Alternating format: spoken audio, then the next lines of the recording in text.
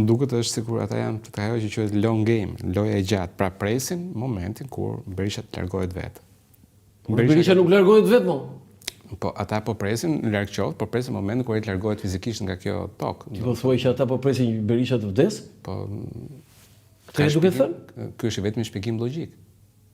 Pra, për sa kohë që ti nuk aktivizohesh, pra nuk e besim te vetja jote që mund të bësh më mirë se sa ai, pra mendon që ai është i vetmi, atëherë ti do vazhdosh qëndrosh aty për sa kohë që ai do vazhdojë të ekzistojë fizikisht. Unë se mendoj që njerëz të tillë, për shembull si Agron Gjek Marka, si të moralizoti, si them personazhe të tjerë tani, të kenë këtë mendim që the ti. Ti the që këta po presin vdes Berisha. Kjo është shumë e rëndë edhe në aspektin edhe human, madje them unë. Po, s'është duket në një gjë e rëndë. Domethënë për shumë e rëndë sepse ora njeriu ka Berisha rroft 100 vjet, mbi 100 vjet. Tani nëse Berisha ka jetë 120 vjet, si bie? Ata do jetojnë aty në 120 vjet, do sillen vërtet, do komunduar që të fusin emrin në listat e deputetëve. Po kjo është kështu pse. I bindur për këtë që e the apo e thua me ironi? Po janë faktet para syve. Ka dalë njëri për atyre që thotë, unë jam i Zotit dhe mund ta drejtoj partinë politike ndryshe, po do ndryshe. Ervin Solian. Po pra, po s'është aty. Është vetë përjashtuar. Ti e di këtë çdo më thon vetë. Jo, është një frazë sajur, nuk ka kuptim vetë përjashtimi.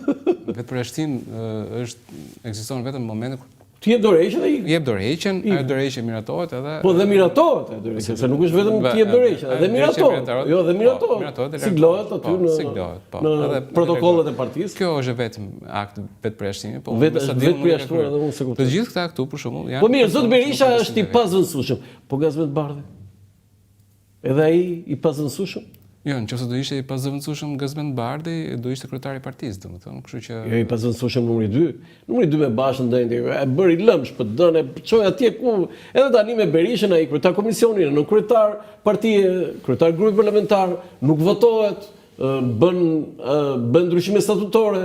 Dhe tani do bëjnë ndryshime statutore të tjera. Po, ndryshime statutore, të cilat nuk e kuptoj pse i bëjnë ndryshime statutore derisa nuk e zbatojnë statutin që kanë, domethënë. Kjo është e bukur. Kështu që e ke fjalën për Nenin Neni Basha. Neni Basha. Isha tha nuk do ndryshojnë Neni Basha. Po pse ta ndryshojë? Jo, po. Ai se zbaton. Neni Basha për shembull, ja gjithë këta për shembull, e kanë detyrim ligjor që t'i kërkojnë atij që është kryetari i partisë zbato statutin e partisë. Nëse nuk e kërkojnë këta që janë anëtar të kryesisë. Kush e kërkoi atij? Ai antari i Shqipërisë. Dhe pse nuk e kërkojnë këtë? Sepse kanë frikë.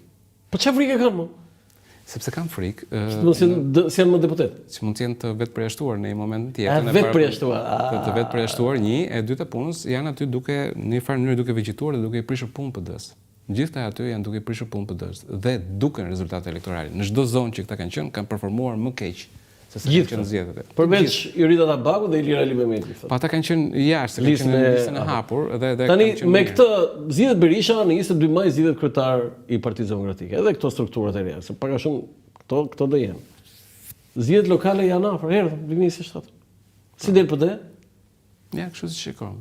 Problemi sigurisht është në momentin kur ti, se të rikthehemi te kjo, në momentin kur po kape një moment alternativ, pra një histori alternative, sikur jetojmë në një univers paralel. Berisha i jepte dorëheqjen, thoshte unë zbatoj nenin e Partisë Demokratike. Dhe largohej sepse humba zgjedhjet. Partia Demokratike do kishte bërë zgjedhjet në shtator. Do ishte dalë një kryetar i ri. S'ka rëndësi, po e them Ali Mehmetin kuptimin më i votuar.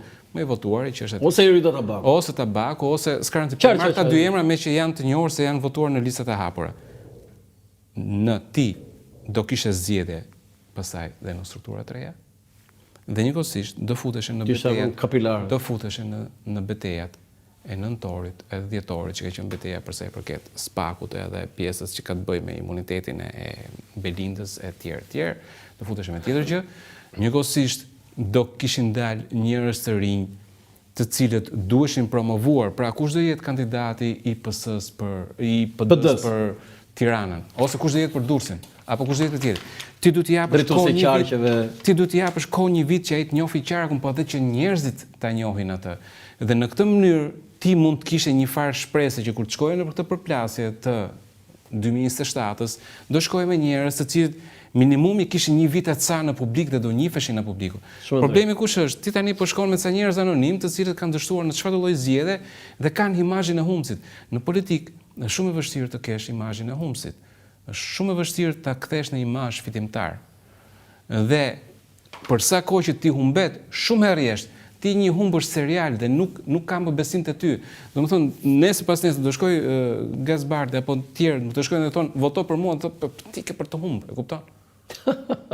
Pse ta jap votën ty? Më mirë jap votën këtij edhe ki kërkoj një favor më vonë. Ama nëse shkon një personazh i ri, i cili ka tjetër pamje, ka tjetër imazh në publik, normalisht ka më shumë shanse. Nuk po them do fitoj, po ka më shumë shanse për të fituar.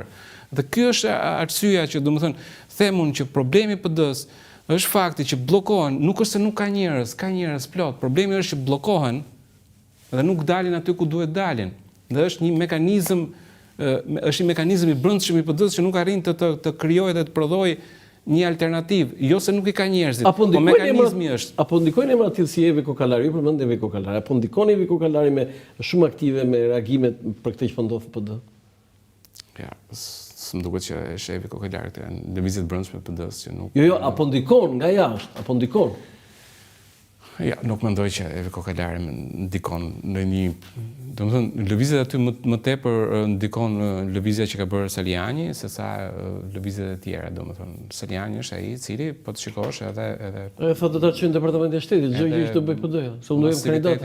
Edhe masivitetin e takimeve, me aq sa kam parë, domethënë me aq sa është publikuar, më shumë veta shkojnë takimet me Saliani, se shkojnë. Po aty se Saliani iku dhe Alon Galaja dhe Lirani Mehmeti ikën ata, s'u shkojnë më.